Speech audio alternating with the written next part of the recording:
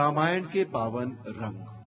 इस कार्यक्रम की जो आवश्यकता हमको पड़ी वो इसलिए कि आज हम जो जीवन जी रहे हैं, भौतिक साधनों की होड़ में जो हम भागे चले जा रहे हैं, उसमें हमारे साथ कुछ समस्याएं पैदा होनी शुरू हो गई हैं। वो समस्याएं तन की भी हैं, वो समस्याएं मन की भी हैं, वो समस्याएं धन की भी हैं।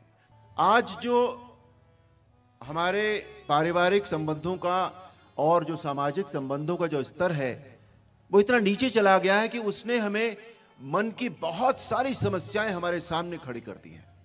परिवार में कोई भी व्यक्ति एक दूसरे के साथ रहकर सुखी नहीं है।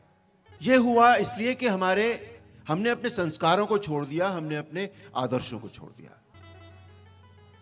और संस्कार हमारे कैसे छूटे? संस्कार हमारे छूटे कि हमने अपनी संस्कृति छोड़ दी। इसलिए आज हमें सबसे ज्यादा आवश्यकता है रामायण जैसे पवित्र ग्रंथ की। रामायण पग पग पर हमें ज्ञान देती है, प्रेरणा देती है कि राम नाम मनि दीप धरू जी ही देहरी द्वार, तुलसी भीतर बाहर हूं जो चाहसी उजियार। कि राम नाम के मणि को अपने मुख की देहरी पर रख ले, जीभ पर रख ले। जैसे दीपक घर की ड्योढ़ी पर रखते हैं तो बाहर भी उजाला जाता है और अंदर भी जाता है, इसी तरह तेरे मन के भीतर भी उजाला हो जाएगा और बाहर भी उजाला हो जाएगा। मेरी प्रार्थना केवल इतनी सी है कि राम कथा को केवल कहानी की तरह न सुने। उसके हर प्रसंग में कुछ न कुछ छुपा है, तत्व छुपा है। तो कथा सुनते हुए उस तत्व को भी जाने और उसे अपने फिर जीवन में उतारे। प्रभु ने एक आकाशवाणी की कि तुम सब डरो मत। मैं पवित्र सूर्य वंश में अपने अंशों सहित मनुष्य का अवतार लूंगा। कश्यप मुनि और आदिति ने बहुत भारी तप किया था, उन्हें मैं पहले ही वरदान दे चुका हूं। वो अयोध्यापुरी में मानवों के राजा बनकर दशरथ और कौशल्या के रूप में प्रकट हो चुके हैं। मैं उन्हीं के घर रघुकुल में श्रेष्ठ 4 भाइयों के रूप में अपनी परात्पर शक्ति सहित अवतार लूंगा। तुम सब डरो मत। मैं पृथ्वी का सारा भार हर लूंगा, तुम सब निर्भय हो जाओ। है प्रगट कृपाला दीन दयाला कौशल्या हितकारी, हर्षित महतारी मुनि मनहारी, अद्भुत रूप विचारी। प्रभु की लीलाओं का अर्थ इतना ही है कि जो अजन्मा है, जो व्यापक है, जो इच्छा रहित है, जो निर्गुण है, जिसका न मान है न रूप है, वो अपने भक्तों के लिए तरह तरह के अलौकिक चरित्र करता है। वही प्रभु की लीलाएं होती हैं। स्वयंवर की शर्त आप सब जानते हैं। शिव के धनुष को उठाकर उस पर प्रत्यंचा चढ़ानी थी। सभी राजाओं ने कोशिश की, प्रयत्न किया, लेकिन कोई भी राजा सफल नहीं हो सका। और यहां तक बात पहुंची कि राजा जनक बहुत दुखी हो गए, उन्हें क्रोध भी आया, वो व्यथित हो गए और उन्होंने खड़े होकर बोला, अब कोई भी राजा अपनी वीरता का अभिमान ना करे। अब कोई भी राजा अपनी वीरता का अभिमान ना करे। मैंने जान लिया है कि पृथ्वी वीरों से खाली हो गई है। यदि मैं जानता कि यह होगा तो ऐसा प्रण करके उपहास का पात्र न बनता। ब्रह्मा ने सीता का विवाह लिखा ही नहीं। अब यदि मैं प्रण छोड़ता हूं तो मेरा पुण्य जाता है। तो ठीक है, मेरी कन्या कुंवारी ही रहे। लेकिन लक्ष्मण से यह वचन सहन नहीं हुए। वो बोले, बस महाराज, बस। इस धृष्टता के लिए क्षमा चाहता हूं, लेकिन अब एक भी शब्द और नहीं। इस सभा में इतनी अनुचित और इतनी लज्जाजनक बात कहने से पहले आपको यह याद नहीं आया कि इस सभा में सूर्यकुल शिरोमणि रघुवंशी श्री राम भी बैठे हैं। और जिस सभा में एक भी रघुवंशी बैठा हो, उस सभा में कोई इस तरह की बात करने का साहस भी नहीं करता। मुझे मेरे भैया के चरणों की सौगंध है, मैं इस पूरे ब्रह्मांड को कच्चे घड़े की तरह उठाकर फोड़ सकता हूं। मैं सुमेरु पर्वत को मूली की तरह तोड़ सकता हूं। ये धनुष तो चीज ही क्या है, कहिए तो इसे कुकुर मुत्ते की तरह मसल डालूं, कहिए तो इस धनुष को कमल की डंडी की तरह चढ़ाकर 100 योजन तक दौड़कर चला जाऊं। बोलिए राजीव लोचन भगवान की। कैकई के कुबुद्धि रूपी जमीन में मंथरा दासी वर्षा ऋतु की तरह आई थी। कलह का एक बीज डाल गई, एक अंकुर फूटा और 2 वरदान उसके पत्ते बने, 2 वरदान उसके पत्ते बने।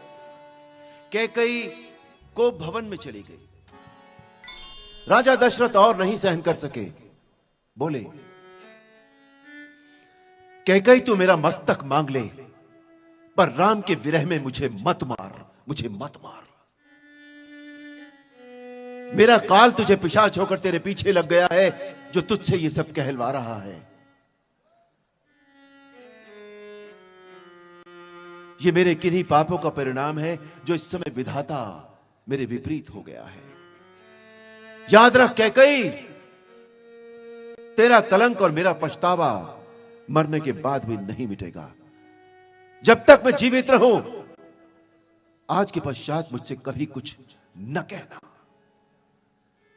और ये कहते कहते राजा दशरथ बेसुध होकर पृथ्वी पर गिर पड़े, ये प्रार्थना करते हुए कि कल सवेरा ना हो, सवेरा होगा तो राम को वन जाना होगा।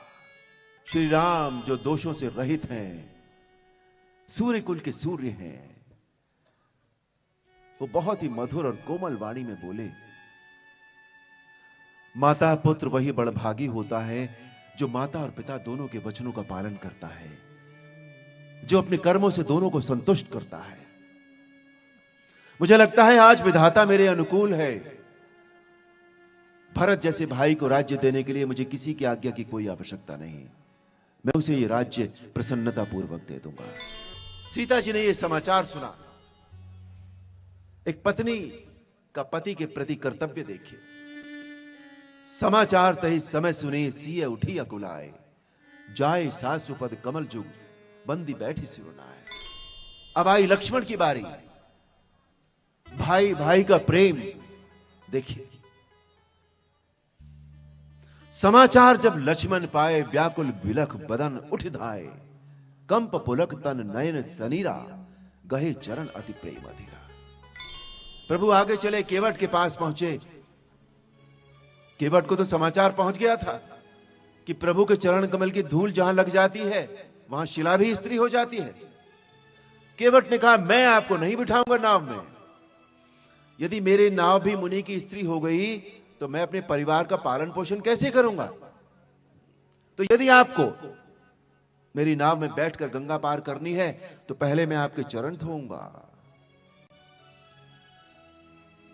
क्योंकि आपके चरण कमल की धूल में कुछ है जो पत्थर को भी, शिला को भी स्त्री बना देता है या जीवन दे देता है।